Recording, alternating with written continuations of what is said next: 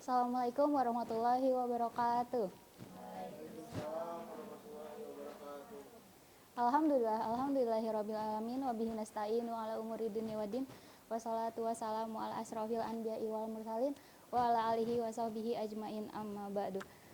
Puji dan syukur marilah kita panjatkan kepada Tuhan yang Maha Esa, Allah Subhanahu wa taala, dan Nabi Muhammad sallallahu alaihi wasallam. Berdiri saya di sini, saya Nabila Salsabila akan berceramah yang bertema berbakti kepada kedua orang tua.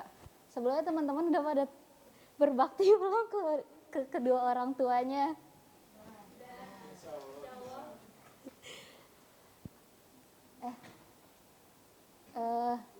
Berbakti kepada kedua orang tua adalah salah satu kewajiban yang penting dalam agama Islam.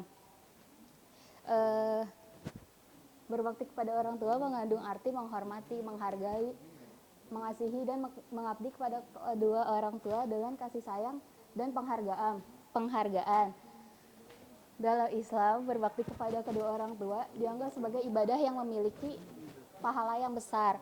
Oleh sebab itu, setiap anak wajib berbakti kepada kedua orang tua karena itu merupakan perintah Allah. Kalau ada seorang anak dimudahkan langkahnya untuk berbakti kepada kedua orang tuanya, itu artinya pintu kesuksesan dibuka oleh dia. Sebaliknya, kalau misalnya ada seorang anak yang susah untuk berbakti kepada kedua orang tuanya, artinya pintu kesuksesan ditutup oleh Allah Subhanahu wa taala. Berikutnya ada hadis Allah Subhanahu wa taala berfirman dalam surat Al-Isra ayat 23-24, wa qala rabbukal ala qad bada illa iyahu wa bil walidaini ihsana imma yabalugon idakal kikiro ahadu huma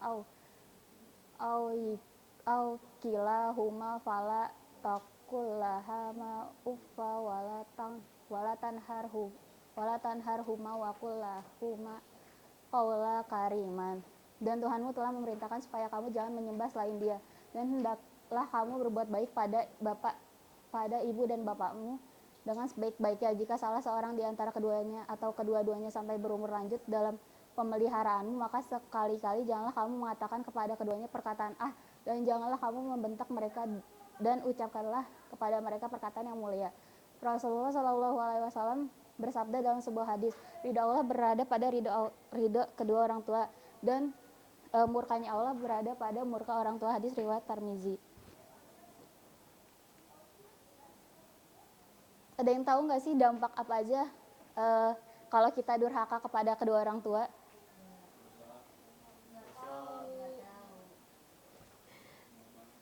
Jadi dampak durhaka kepada orang tua itu, yang pertama ada mendapatkan dosa besar, terus yang kedua tidak akan masuk surga, yang ketiga cepat mendapatkan azab dari Allah Subhanahu wa taala, kayak misalnya hidupnya nggak tenang atau susah untuk meraih apapun.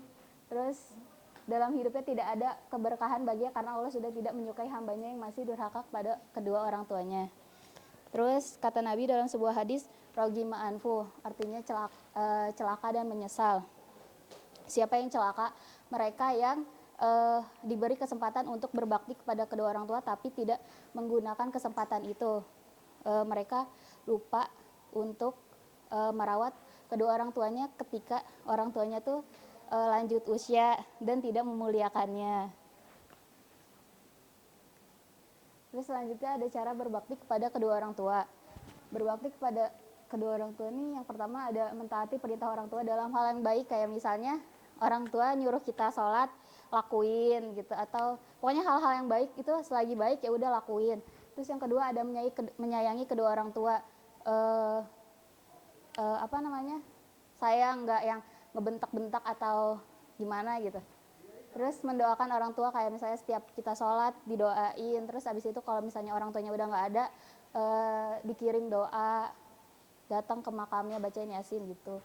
Terus tidak berbicara dengan nada lebih tinggi kepada orang tua.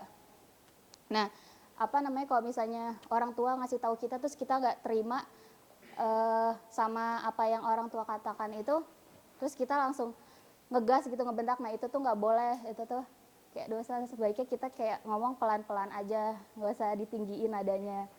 Terus menghormati dan menghargai perjuangan orang tua. Kayak misalnya setiap kita mau berangkat kemana-mana itu salim sama orang tua, kan itu kan apa namanya, sebagai apa ya, kayak salah satu cara menghormati juga kan. Terus kalau misalnya kita jauh juga apa ya, kalau misalnya kita lagi jauh sama orang tua bilang mau kemana gitu. Terus habis itu juga terima kasih sama orang tua karena udah ngerawat, ngedidik kita. Yang terakhir ada berbuat baik pada kedua orang tua.